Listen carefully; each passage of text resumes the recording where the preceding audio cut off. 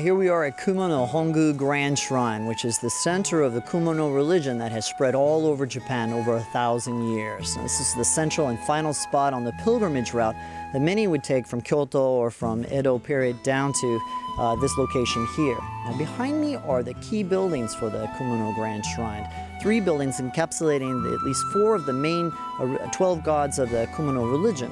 The one behind me here is for this location, the Hongu Grand Shrine, and then 2 of the other main gods are down on the other far side. Now, each of the gods enshrined there represent the 3 Sanzan, or the 3 main shrines of the Kumano area. People would make the pilgrimage, come down south, and visit each of them in the opportunity to be reborn into a better world. Now, this is not the original location of the shrine. It used to be down by the river, about 500 meters down the hill, and that was called Oyunahara until about 120 years ago when a major flood washed away most of the buildings. 4 main shrines were taken from there and rebuilt up here behind us here. Now people from all over Japan and all over the world come here to worship and to seek enlightenment and a better life into the future world.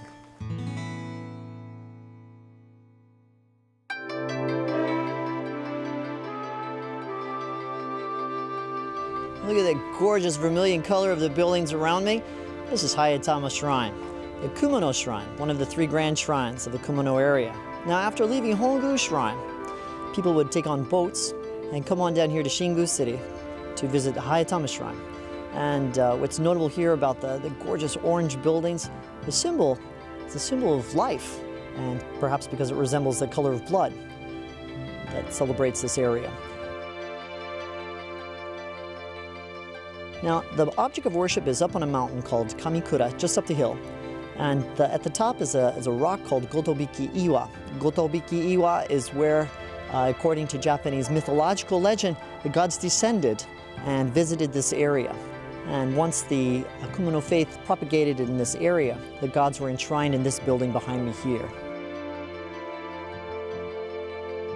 Now, on the grounds is one of the oldest evergreen type trees in the entire country, called a nagi tree. And if you have one of the leaves of those tree, it's supposed to symbolize a great importance of unbreakable bond. So it's good to use for friendships.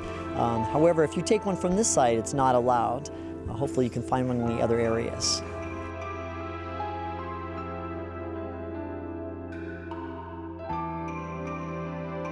After pilgrims arrived here in the Nachi area, they would climb up what was called the Daimon Zaka, or the Great Gate Hill, and arriving here at Kumano Nachi Grand Shrine, which you can see behind me. It's the 3rd grand shrine of the area, the Kumano worship area. After visiting Hongu and Shingu, Nachi would be the 3rd stop along that pilgrimage trail. Now, up until 140 years ago, both Shintoism and Buddhism would be worshipped together.